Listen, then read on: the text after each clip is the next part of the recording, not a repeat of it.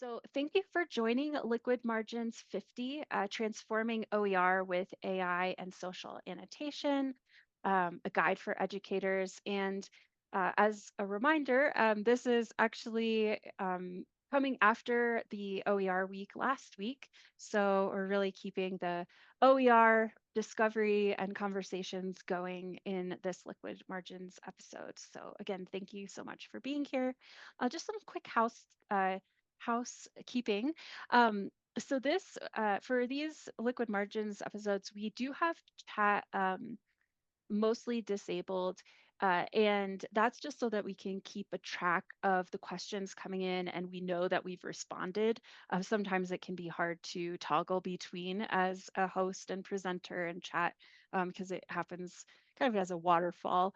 But Q&A, if you want to pose a question to Diana or to myself and the hypothesis team, feel free to drop your question into the Q&A section in the bottom navigation bar. And I really do my best to make sure that we address every question that comes in. So do check that out and we will respond to you as those come in. And then also closed captioning. To see the closed captioning, you can enable it via the CC icon in the Zoom menu at the bottom of your screen. Just for your reference, my name is Jessica George, and I'm one of the customer experience managers at Hypothesis. So I help with faculty setting up hypothesis readings as well as pedagogical strategies. So I love having these conversations with our Liquid Margins panelists. And today's panelist is Diana Fordham, who we're really lucky to have an instructional designer at Missouri Southern State University. So thank you so much for being here, Diana. And um, and I just wanted to note that we will do a quick demo of social annotation. So usually we have some folks on the call who are unfamiliar with what social annotation looks like. So this is actually launched from Canvas. Um, but this is what a hypothesis reading will look like no matter what learning management system you're using. So the way that our tool works is you will integrate a reading, in this case a PDF, into your LMS for students to read. And Hypothesis is taking that discussion of a text and moving it on top of the text. So here on the right-hand side of your screen, you'll see our annotation sidebar. So a discussion is happening here in different threaded conversations. You can make an annotation by selecting text and pressing annotate and then making your sample, or in my case, sample annotation and posting it to the course. So we find that this is a great interactive alternative to traditional discussion boards because with a traditional discussion board, students may bypass the reading itself to respond to the prompt, perhaps with generative AI, not really interacting with the instructional content. But in this way, we are guiding students back to the text and having conversations on top of the text, addressing the specific keywords, concepts that you as the instructor want them to be engaging with. So a really great way to provide more of an informal conversational alternative to asynchronous class discussions. And then just as a quick note, what are open education resources if you're new to this idea? So with these kinds of resources, and Diana will get more into this, we're really thinking about instructional content, whether it's readings, lesson plans, particular learning objects, and so on, that are free to access, reusable, editable, and this can be augmented with a Creative Commons license, which you may see on many OER resources. And I also wanted to note this idea of open pedagogy as well. So open pedagogy is often used to complement OER. And in this way, one of the concepts of open pedagogy is renewable assignments. So the idea that students are not just creating, throwaway homework assignments that they never look at again, but really thinking about developing content and projects that they can then reference or share with their peers or maybe even colleagues at a later time, um, and reuse that, so that it's not just something, a one and done assignment that they never engage with again. So there's lots of more information that Diana will provide about that, but I just kind of wanted to set up the conversation before we dig in. So let's go ahead and I'll stop my screen share. And Diana, you should be able to share now and let me know if you have any issues. There we go. Can you see my screen? I can. Yes, I see your Blackboard screen. Yes. So, um, grateful for the opportunity to be here. I work in Joplin, Missouri at Missouri Southern State University. And about 9 years ago, we defined OER on this campus and have been trying to recruit faculty to use OER. We defined second tier OER as a student cost saving initiative. We used Vital Source or e-text to be able to pull into our classroom. And be able to have the students interact with the text in the way that Jessica had said earlier with discussion boards. I do want to show you how I integrate into my course room. Of course, I have the textbook from Vital Source, and I will just give a caution here. We know what's going on with the DOE announcements that came out today, some of the rules and regulations on instant access textbooks are in the air now. And so I'm not sure where that's going. As of right now, we still have instant access and our students, my students all participate, but you can see that I've embedded the textbook from Vital Source, which is my e-textbook. And what I do and why I do this in this way, and why I'm grateful for Vital Source is that I actually get to put the chapter in to the course and the students interact with the text. So you all know, as anyone who's ever taught a class knows, that most of our students are not reading the textbooks. They might be buying them, but they're not reading them.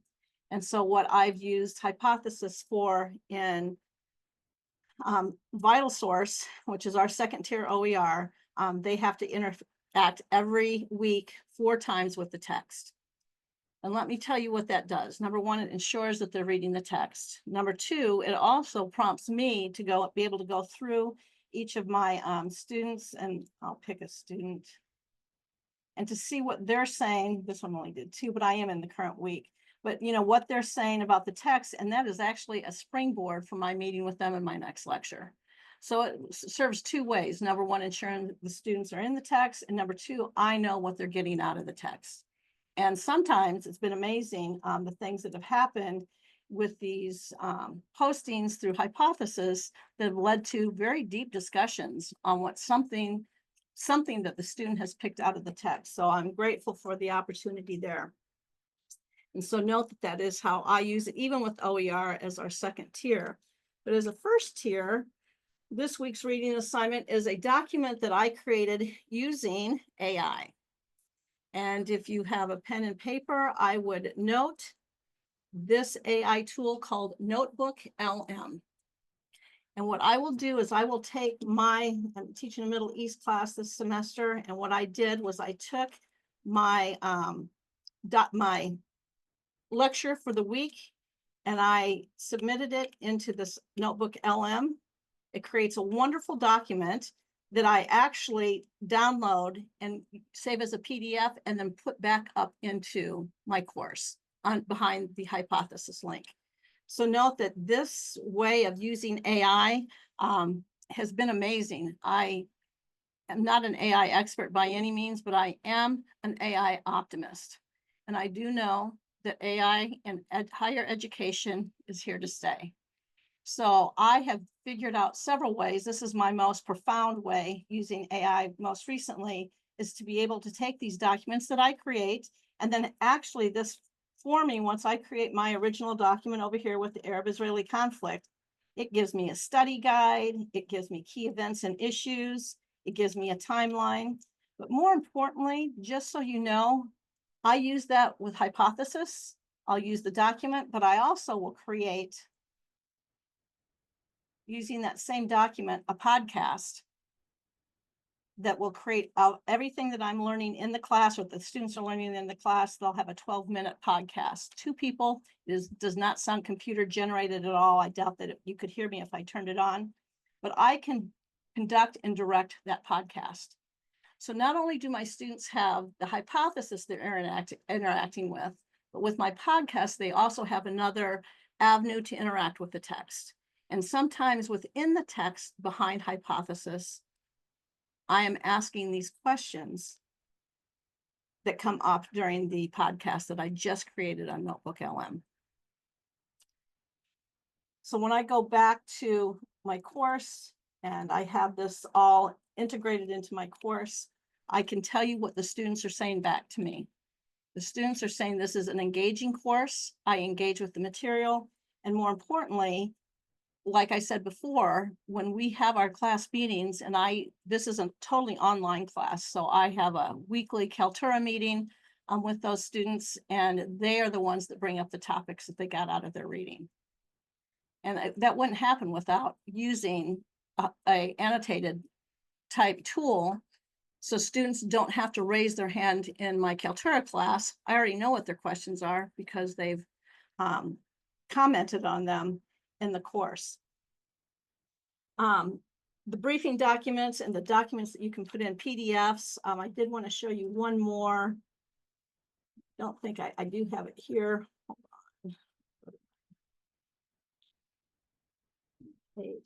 One of the wonderful things about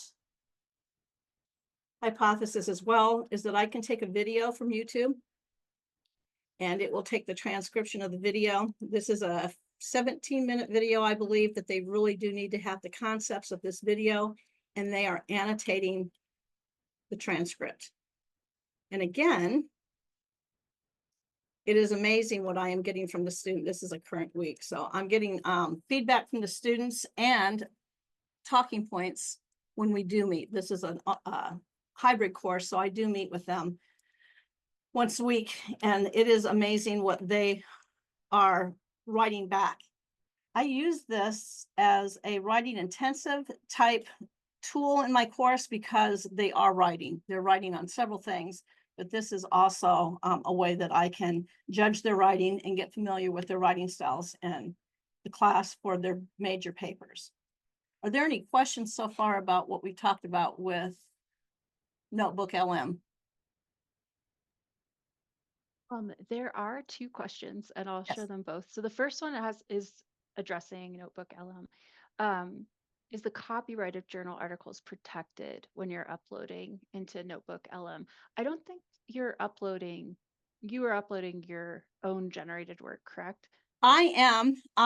You do need to be careful because the 2024 copyrighted statement says any AI mining or any AI training, which really is going to limit us to taking a textbook and taking, text out of the textbook. Most books don't have that yet. That's I think December 2024 copyright statement, but that's something that we're well aware of here. And I'm very cautious now because this would be, if you loaded a copyrighted article up into Notebook LM, it certainly would be violating copyright because it's AI training. You're training the AI on that information. So here's how I do this. I will take that PDF and I will summarize it in my own words. I will even give credit for using that text. And like when I use this a lot for my podcast. I say this is a lecture by Diana Fordham on March 4th, 2025. Summary was taken from this article. And so that's, we've protected the institution by doing it that way. And the podcast will say, hey, this information came from Diana Fordham's lecture and the article by the BBC or whatever, it is that you're using. So you are crediting so the copyright, just be careful with that. Not everything is copyrighted with 2024 yet, the December 2024. I found 2 books in Vital Source that are, and of course that changed the way that we did a lot of things. And I'll just note from my end with experience with this, the OER Commons can be a helpful place to look for things with open OER licensing. Um, and so that might be a resource if you're looking for things that don't have copyright or have specific licensing that's more open. Um, and The other there's a one on couple. that is OpenStax, Rice University. Mhm. They have whole Mhm. textbooks and none of those are OER. I mean, none of those are copyright protected. Those are all OER. So you could take a whole chapter out of an OpenStax book, which I have when I teach American history, and I can put that whole chapter into AI because there's no copyright. I can put it into Notebook LM and have that generate the same documents, the study guide and everything that's there. There's another question. Is there any way to know if students are using AI to write their responses? And I know, Diana, you have an open attitude toward student work with this, but maybe you can elaborate about how you approach it in your courses. I can, and here's the big thing, like this genie's not going to be ever put back in the bottle, so it's here to stay. So the only way there is no product and there never will be a product that will be produced that will detect whether or not AI is used when students write their papers. You would need to be very careful because your institution, our legal people that work with us, they're very cautious about this too. You can't accuse a student of using AI if you don't know 100%, and there's no way to know 100% for sure. So here's how I handle it. Number one, I know AI. So I have developed in my own sphere of influence, if you will. I use AI every single day. I know how AI operates. I always put a paper prompt in AI before I use our Chat GPT, Gemini, Grok, and Pro, the Microsoft Pro. And so I know what the prompts are going to produce if the students put it in there. And if you know AI well enough, if you know that what AI is generating anyway, you will be able to detect phrases, words. I think the first one I ever detected was they used Chat GPT and they kept using the word indelible. I happen to know Chat GPT uses the word indelible too often in their the prompts that I had put in. And so I didn't accuse the student. I said, get on with me on Kaltura. And when he got on Kaltura, I said, how'd you write the paper? And he didn't know how to answer. I said, no, this, I'm not accusing you. I'm just asking you, how did you write this paper? Ultimately came out that he used AI. I didn't have to accuse him of anything because as soon as he said, well, I wrote it this way, and I'd say, can you tell me what indelible means? And of course, he couldn't tell me what indelible means, but yet in a 5-page paper, he used it 5 times. And so I just said, did you use AI? Ultimately, the student said yes, 0 for the paper. I've been able to handle it that way most of the time, but I always talk to the student first. And 99% of the time, the student will admit that they did use AI without me ever having to accuse them of doing so. But you will never get a detector. I don't think there's a way possible to come up with all of the AI that's out there. There's just not going to be a way to detect it. And then you can't accuse a student of doing that.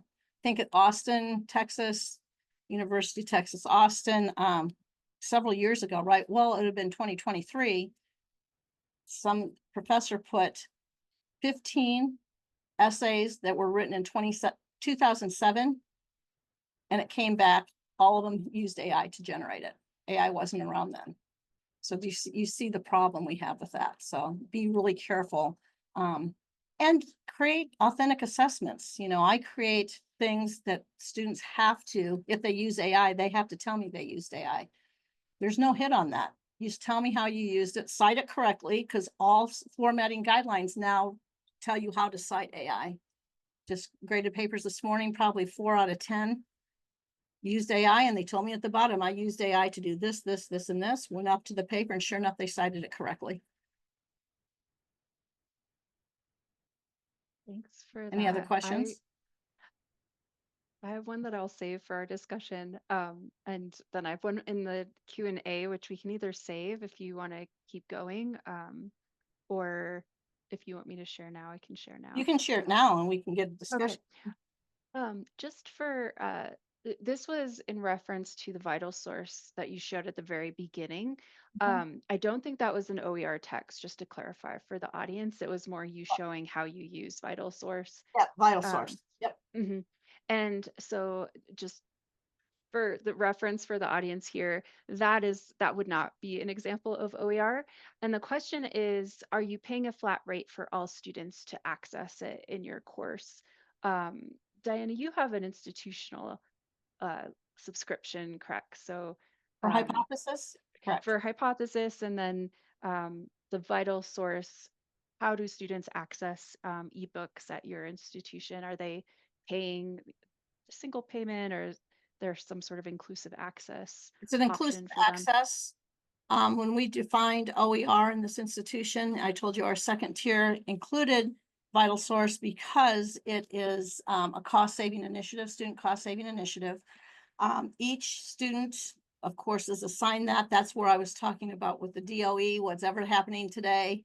50% were laid off, those type of things. I don't know what's going to happen with that going forward, whether they're going to not let us do instant access. I just don't know. But the students pay a much less cost with Vital Source. I will tell you, when we started this process in 2018, there were 298 books that were rented from our bookstore. This semester, there were two. Everything else was Vital Source or some kind of e-textbook. And Vital Source really covers all of the publishers now too. Thanks. That's really helpful also. So our audience will see that there's, technical definitions of OER from different organizations, and then institutions have their own definitions. So for Diana's institution, it is falling under the OER umbrella. So thank you for that clarification. All right, I'll hand it back over to you, Diana. Other things that people are using on our institution, I have an honors professor that actually does authentic assessments with hypothesis. And what he does is he goes and creates his own documents. And then with hypothesis, you can set it up to where the students can only see their own.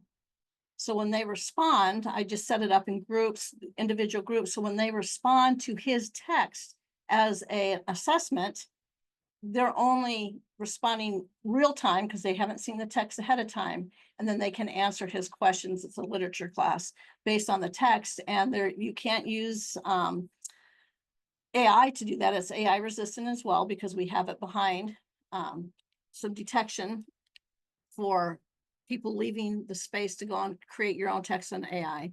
And it's also using hypothesis. So it's very private and real. And the instructor can work one-on-one with the text with the students without having to have a meeting with the student. So that's been very, very effective. And he's been doing that for about 4 years now. And it's an amazing thing that he's doing, just creating that kind of authentic assessment using hypothesis. So can I clarify, is he using some sort of like lockdown browser for a defined period of assessment Mhm. so that the students can't go outside of the browser that they're working on with hypothesis? Okay. Okay, that's really interesting. So just to elaborate for audience members, in your LMS, you can set up using your group function in your LMS, so Canvas groups, Blackboard groups, whatever it might be. You can set up an option for groups of one. So students in groups of one, where it's you, the instructor, able to interact with their annotations and them with your annotations, but it's not a social activity in the way that our default assignments are. So that's what Diana is describing. So if you're looking for, in this case, an English instructor annotating and demonstrating knowledge with a specific text for assessment, you can do that. I've also heard of this being done with um, health science courses where students are taking a look at case studies for different health science assessments. So there's different ways to use that. Uh, I'll hand it back to you, Diana. So if you are looking for OER, true OER, the OER Commons, Rice University, and this morning I typed in, I needed a Western Civ book that was totally OER and got a whole nother source. So they're not even under these umbrellas. But if you can go out and look for your OER, to be able to use them in all aspects of AI and hypothesis, there's a lot out there. And usually what those OER textbooks will do is let you download it as a PDF. And then I can go in and separate each chapter as a PDF and then load that into Blackboard and then have that hypothesis assignment based on the textbook. So again, it's using, and if I could read the writing on the wall of what's happening with DOE, we're going to have to come up with things like this that, are going to be cost saving initiatives for students. And so if you can do it with OER, that will be the best. And I think that's where a lot of institutions will have to go moving forward to be able to recruit students into our institutions. So hypothesis is a great way to interact with those texts. Do you have any more questions? Not in the Q&A, but I would love to transition to our official Q&A, unless you have additional things No, that you that's wanted good. to show beforehand. Okay, perfect. So our first is just context setting. So I'd love if you could share a little bit about your background, what led you to explore AI and how it can complement OER in your teaching. So what I tell, and I give presentations on AI all the time in this area, I am not worried that AI is going to take my job. I'm worried that someone who knows AI is going to take my job. And so from the very beginning, from the day that Sam Altman, it would have been November 30th, 2023, went rogue against all of his tech bros and released ChatGPT, I realized that this was a pivotal moment in education, especially higher education with online learning, noting that AI has been around since 1950. We are still in what we call weak or narrow AI. We're in the generative part. We're at the tail end of our narrow AI. What is coming next? I can only imagine. So right now, this generative AI is something that we're going to have to adopt in higher education because it's not going away. So when I decided that I needed to keep relevant in my profession, I immediately started working with ChatGPT and have created some amazing, I think, lessons on teaching my students how to use AI. I will tell you that we have a business consortium here at Missouri Southern, and I was able to present AI to them probably about a year and a half ago now. There were 21 partners that's in that consortium. And of the 21, 19 said, we expect MSSU to teach ethical AI in order to be hired at our organizations. And so that was an impetus again for me as an instructional designer and me as a history professor to be able to really bring this in to higher ed at our institution. The feedback on that has been, students have been amazed. They're using it, and some of them, and I've had professors say, well, my students would never use that. And I hate to tell you guys, but they're using it. And they're either using it ethically or they're using it to cheat. And so we've got to determine, where are we going to be on this? And so I would propose, and I have proposed, that I'm going to teach my students how to ethically use AI in higher ed. Can And you so say that's a little bit Can you say a little bit more about those parameters as you talk to your students? Like if you had like two priority ethics to tell students or require of students using AI, what would they be? number one, transparency. You better let me know you're using it, because if I catch you using it and you haven't let me know, or we have this conversation, it's a zero for the paper. So transparency is vital. The other thing is I've created a LibGuide that tells my students what AI is. I explain the whole history. I also have a document in that LibGuide that shows them how to cite AI correctly. Because what is the difference between going into AI or going to the library and pick up a dictionary and copying it verbatim? So number one, I'm teaching them how to cite the sources. And number two, I'm also teaching them how to prompt. So there would be the three things, is that they need to prompt correctly. And I give them assignments and opportunities to prompt incorrectly, and I catch them almost instantly. But because it hallucinates, it tells lies. And so the students have to know how to prompt correctly and then check what they're getting from AI. And I would say 75% of the time, there are fallacies in what AI generates. And so what a great opportunity to teach my students how to pick out those fallacies. And that will serve them well going forward. Most of the people I teach are not history majors.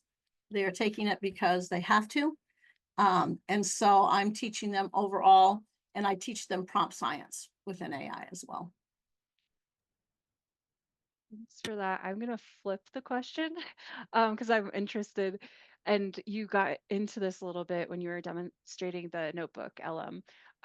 But do you have like any like one or two ethics that you abide by as an instructor when you're using AI, whether it's for OER or not? I know at the beginning you mentioned that you paid attention to copyright and the things that you were uploading into Notebook LM. But are there any specific like North Stars for you as you're using AI? Yeah, yeah, I do. I document and tell my students all the time when I use AI. The very top of all of my, this isn't something I generated in Blackboard on this topic within my Middle East class, but I say all of the time, this is a content of a document that was developed with assistance of AI, which aided in research, drafting, and refinement. So I'm setting the North Star for my students.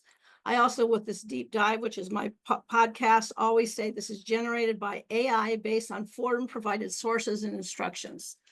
And those are my guidelines. I'm not having AI do it for me.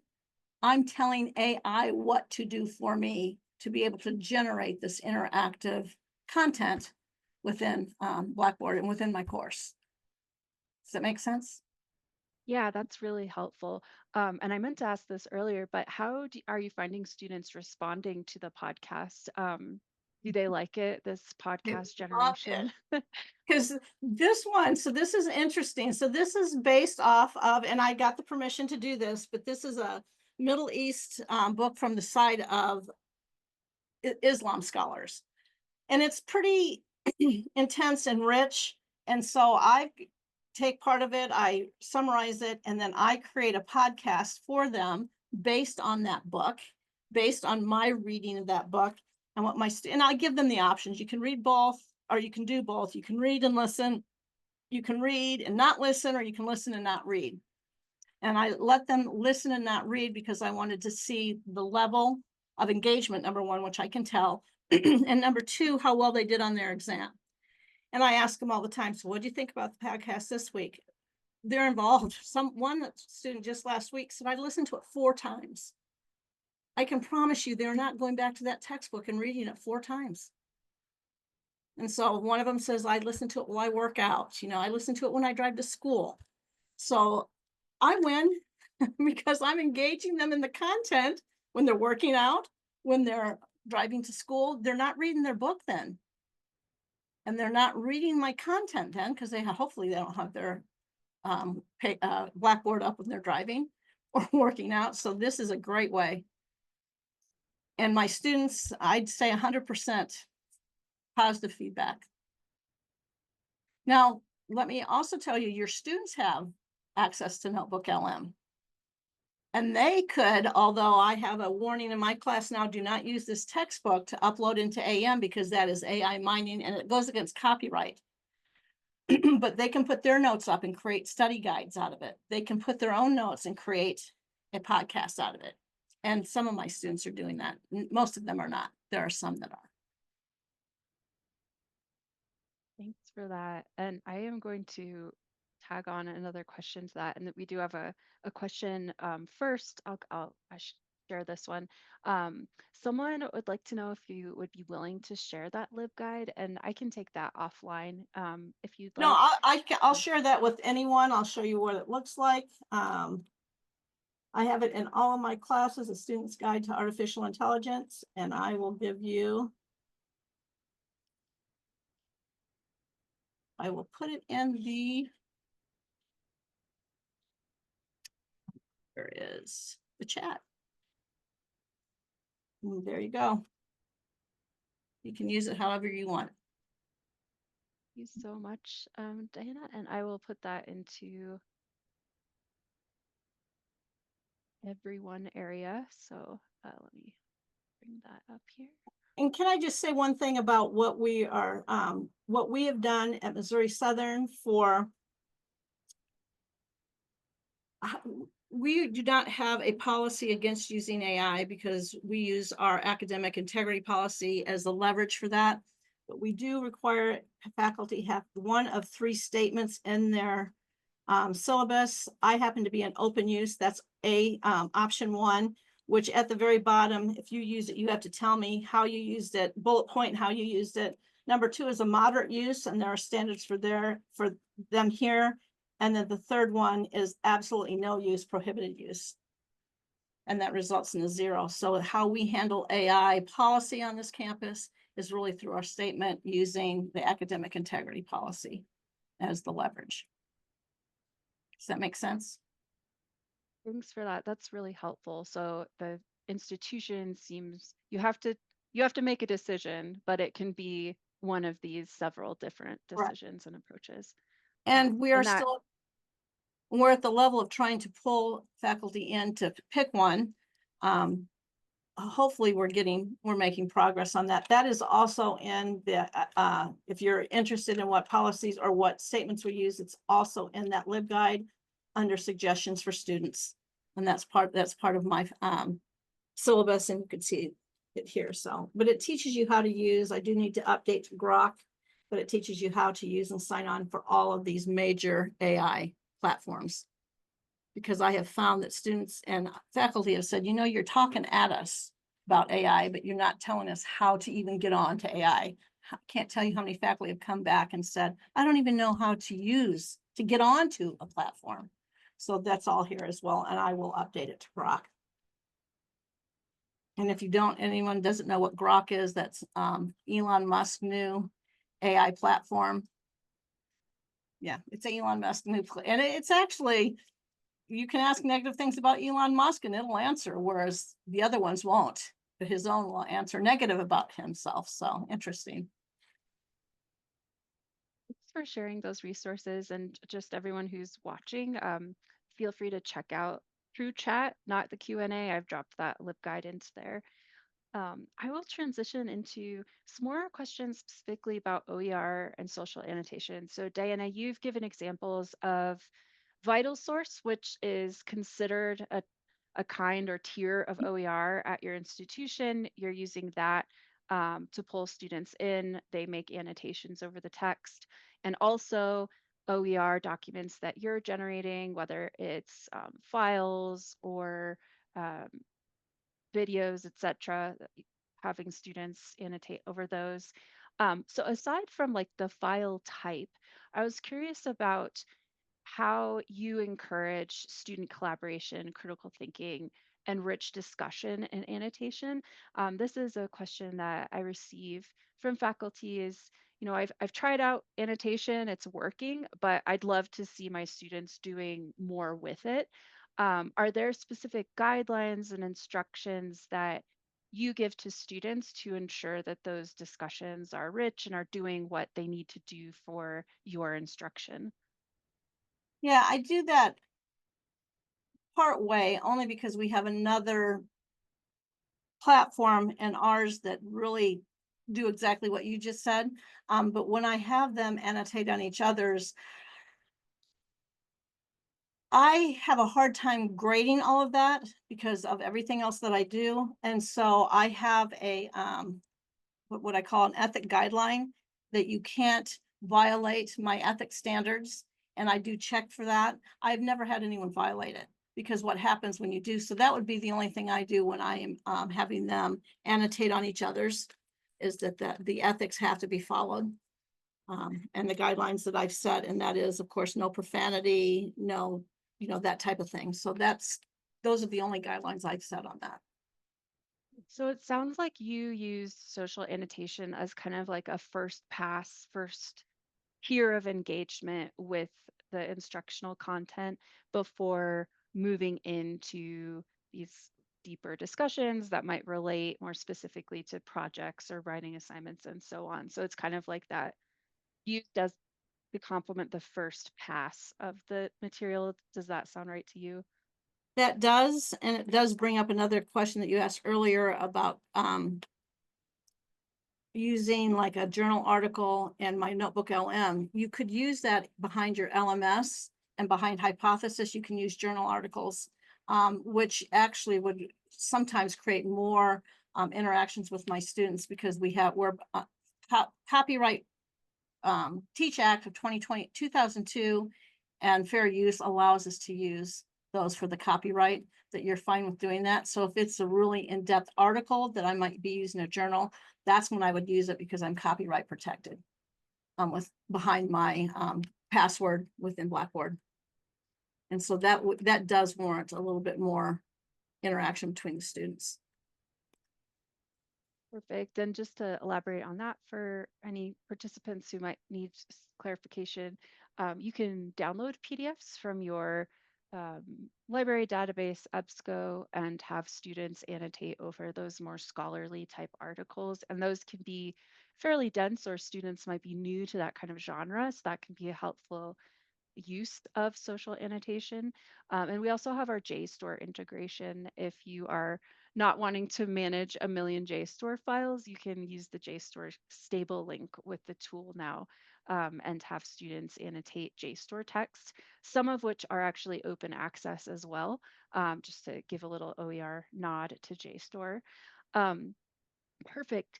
Well, in our last couple of minutes here, I wanted to transition to kind of future questions of the future. So Diana, you as an avid AI user, I'm sure you have lots of opinions and kind of predictions. So in your crystal ball, where do you see AI heading? And then we'll follow that up with where do you see OER heading? So I will give a shout out to Blackboard, who has created this tool within Blackboard, and it's called AI Conversation. I'm building my own bot, trying to build my own bot. I have not been successful yet to be able to do this, but I have been able, one of the most successful homework assignments, and not homework assignments, but interactive type things that my students have done this year. I did it in 3 classes. I created a persona, built the persona right within Blackboard, and had them converse with Muhammad Ibn Abdullah, which is Muhammad the prophet, Islamic prophet, in my Middle East class. And they had to have, and I gave them suggested questions, but they had to interact with him at least 7 times. Most of my students interacted with him 20 to 30 times, and then they had to write a reflection paper. So where I see AI heading is interacting with content that I know. I'm the subject matter expert in my class. And so I created an extensive, using all the materials I had, persona right within Blackboard, and gave him, and as a matter of fact, somebody came back and said, you know, we talked about women veiling their faces, and I didn't like the answer he gave. It was very ambiguous. And I went back and I looked at it. So I went in and changed the persona and fed it more information, specific information on women wearing veils in the Islamic religion. And he started answering the question specifically. So that's my material. I built that, but yet AI transferred it in a way that students could interact with Mohammed. And it's amazing. I can't tell you how many times I've had to say, you guys, you're talking to a machine. You guys understand that, right? Because they said it kind of got intimate. I mean, I cried at one point with my interactions with Mohammed, or it strengthened my faith. And I'm blown away. But this is how much, and this is where it's going. I mean, it's only going to get better. That particular assignment, I'll use it probably all the time now, just because you can interact with the past, but that's the type of things that it's going to formulate for higher ed. It's the type of things that are going to bring students in to interact with the past, with the future. Even if health sciences here is doing it as a nursing type thing, where you can ask nursing questions or health care questions, and the nurse will answer you, that type of thing. I mean, the use for AI in higher ed, what we have right now is amazing. When we go to this next step of AI, once we get out of this narrow AI, the sky is going to be the limit. but you better know this part of AI before we go further, because that train is left. You're either on it or you're going to stay at the station and probably be left behind because it's moving rapidly. So yeah, use it. I mean, there's just so many things that you can use it for, but that is my favorite one so far. It sounds in that health science example that that could be really helpful for authentic assessments Yep. in online courses, especially where that can be kind of challenging to create opportunities for authentic assessments. Um, so, and this is getting or maybe building off of your previous answer, but where do you see OER heading? I think in your answer, that's could also be where OER is heading, depending on how copyright and licensure works with those kinds of bots. I'm not sure of all the technicalities of that, but I'd love to hear your thoughts on the future of OER as well. Okay, so note that with AI and what I just did with that bot, um, you're always going to have human interaction. Someone's got to build that, right? So they're not going to replace me. I'll retire before they replace me. But as we go forward with AI, there's always going to have to be some kind of human interaction. Now, when we talk future AI, and I've talked to AI companies, that they kind of laugh at me when I ask them this, they're nowhere near it. There are 3 stages to create this singularity, is what it's called, when the computer can outthink the person. They laugh at me when I ask, how far away is that? The reason they chuckle is because no one can tell, because the 3 steps is mapping and then graphing that AI, and they need human intervention to do that. So we might be training AI now with information, but somebody's got to make all the dots. And so they chuckle at me because they say they guess 10 to 20 years off. Now, who knows with how quickly things are going, but I do think that we not need to have our hair on fire. We need to grasp what we can do and teach our students what it is and go from there. Like I said, I'll be retired before it'll outdo me. I'll be darn sure of that, right? Thank you for that. And I'm gonna ask a couple more, maybe two more questions. What's one actionable step educators can take to transform their own use of OER and AI and social annotation? Maybe, you know, one answer for someone already kind of in it a little bit, and one answer for someone completely starting out from If scratch. starting out fresh is try it. Try it one time a semester. Yeah, I do it every week because it's become a tool that I become very accustomed to, but I took that first step to see what I could do. There are a lot of videos out there, YouTube videos. You guys put out great training sessions to see how you take that first step. And take the first step. I mean, what you guys 2 semesters ago came out with the video where I can put a YouTube video in. All I do is go in and say YouTube video, put the video, title the video, it takes it from YouTube and it does the transcripts, and you've got your video and your document right there. So try that. That's all readily available. For those that are already tried this, look at the other ways that you can use it. Do the group, which has worked out. It takes a little bit of work up front because you've got to create the groups, one individual, individual in each group, and then use it as authentic assessment. And it doesn't need to be locked down. It doesn't need to be honor lock or respondus. If you put a time limit, I know Howie puts a time limit on it too, 20 minutes to answer these 4 questions using this document and doing it right here, they don't have time. So yeah, there's a lot of ways, especially AI resistant type activities with hypothesis has been popular with 2 of my professors here. When I Thanks for say that. my professors, the professors I work with. There's two questions that I'll finish out with in our Q&A. The first is, have you explored DeepSeek? And Mhm. I'm be very cautious because you know that is China. Although everybody's got our information now, but yes, DeepSeek, there were issues with the DeepSeek. It's supposed to be better than Chat GPT, maybe the free version, but I didn't think it even compared to Gemini or Grok. So yeah, it's out there, and that's a Chinese, and they did it. Just a little bit of background. This administration announced $50 billion are going to be put into infrastructure for AI over the next 5 years. DeepSeek did theirs with 6 million, which kind of just put a hole in the balloon here that we're going to put 500 billion, and they're going, oh no, we can do it for much cheaper. So that's the balancing act that you're going to have to follow. But DeepSeek's fine. Yeah, And the other question is, and I think you actually already answered this because it's do you grade the annotations and quality or count? And it sounded like you were pretty open with that. You kind of use it as more of a participation I do. points. Okay, Yeah, you do have the alternative of having it, you set the parameters of what it grades. That would defeat my purpose for it. So I don't use that tool. I actually go in and read and have that be a prompt. Yeah. great. Well, I will wrap things up here and I'll go ahead and grab. Oh, I'm going to send you a request to grab the screen. Oh, sorry. Yeah. Uh, Sorry. let me, And where does it stop? Sorry. There you go. oh, no worries. So I'm going to share a couple of concluding slides here, if I can find my way.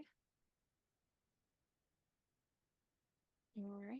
And just first of all, thank you so much, Diana. I know that you use AI so much and have so much information to share. And so thank you for sharing it with Welcome. all of us and how you're using it with OER.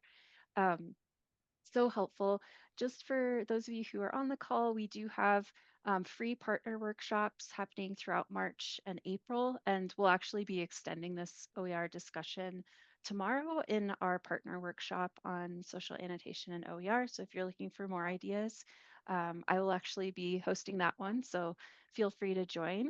Um, just a note, we do have app mentions rolling out at the end of this month, and this will be the ability to tag users, including students and instructors, drawing those users back into your discussion. That's been a big request from our users.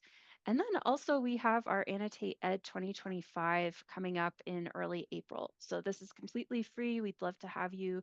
Lots of cool sessions about creative uses of social annotation. So do join us.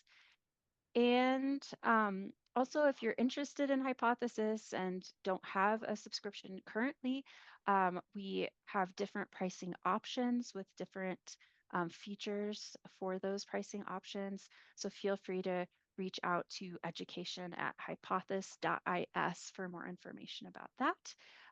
And perhaps the better email is Bernie, our account person on the sales team, bcotter@hypothesis.is.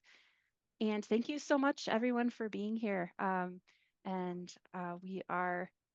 our team has shared those links in chat if you're looking for them. But we are so glad to have you, and feel free to reach out anytime for more information about the topics we discussed today. And thanks again, Diana. Welcome. And question about will the recording be available? Yes, we'll be sending out a recording to this webinar after the session. So yes, you can look for that shortly. Thanks so much for that question. All right, well, I will wrap things up here and thank you everyone for attending today, and we look forward to the next one. See ya.